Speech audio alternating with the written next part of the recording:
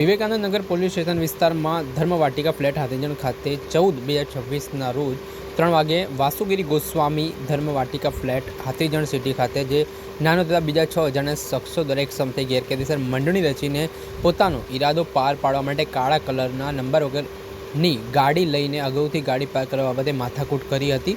ત્યારબાદ જે ફરિયાદી છે તેમને ઢીકાપાટુનો માર માર્યો હતો અને છૂટા હાથ વડે પથ્થરો મારીને તેમને ઈજા પહોંચાડીને ધમકી પણ આપવામાં આવી હતી। જે અંતર્ગત વિવેકાનંદનગર પોલીસ સ્ટેશનમાં ફરિયાદી દ્વારા ફરિયાદ નોંધવામાં હતા આરોપીઓ સામે પોલીસે ગુનો દાખલ કર્યો છે।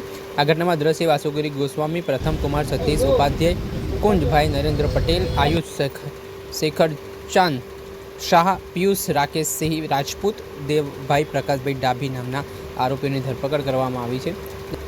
એ સમગ્ર ઘટનામાં વિવેકાનંદનગર પોલીસ સ્ટેશન ખાતે મારામારી અંગેનો ગુનો છે તે નોંધાવતો ત્યારબાદ વિવેકાનંદ નગર પોલીસ સ્ટેશન છે તે હરકતમાં આવી હતી અને આરોપીઓને પકડવા માટે તપાસના ચક્ર ગતિમાન કરવામાં આવ્યા છે। અને જે સમગ્ર ઘટના સામે આવી છે તેને લઈને વિવેકાનંદનગર પોલીસ સ્ટેશનના પોલીસ ઇન્સ્પેક્ટર HN બારિયા હરકતમાં આવ્યા હતા અને તેમણે તમામ તાત્કાલિક ધોરણે ટીમને તપાસના આદેશ સોંપ્યા હતા અને જે બાદ હવે આરોપીઓને પકડવા